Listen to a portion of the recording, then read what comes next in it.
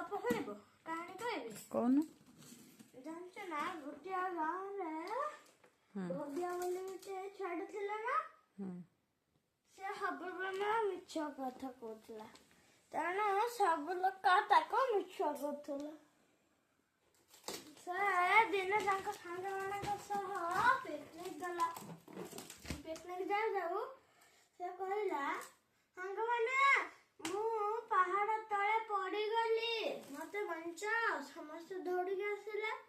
ସେ ମିଛ କଥା କହିଲା ସମସ୍ତେ ତାପରେ ରାଗିକି ପଳେଇଲେ।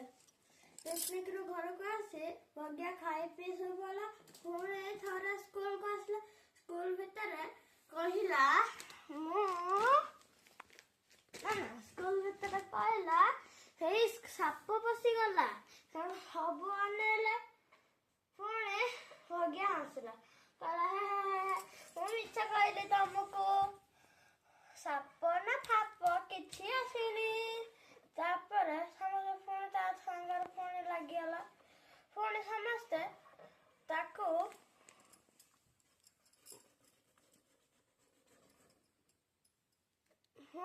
ତାପରେ ସମସ୍ତେ ପାଠ ପଢିଲେ। ପାଠ ପଢି ସାରିଲା ପରେ ଥରେ ଭଗିଆ ବାଟ ଯାଉଥିଲା। ଗୋଟିଏ ଗାଡି ତାକୁ କୁଟିଦେଲା। ସେ ତା ସାଙ୍ଗ ଫୋନ କରି କହିଲା ସାଙ୍ଗମାନେ ମତେ ବଞ୍ଚାଅ ମତେ ଗୋଟେ ଗାଡି କୁଟି ଦେଇଛି। କେହି ତାପରେ ବିଶ୍ୱାସ କଲେନି। କହିଲେ ସବୁ ତୁ ମିଛ କଥା କହୁଛୁ ଆମେ ଯିବାନି। ଯେତେ କହିଲା ସେ ତଥାପି ସେ ମାନିଲେନି। କାରଣ ସେ ଫୋନ କାଟିଦେଲା। ସେ ହେଇନା ପଡି ପଡି ସେ ପଳେଇଲା ମରିଗଲା। ଗପଟି ସରିଲା ଫୁଲଟି ଫୁଟିଲା।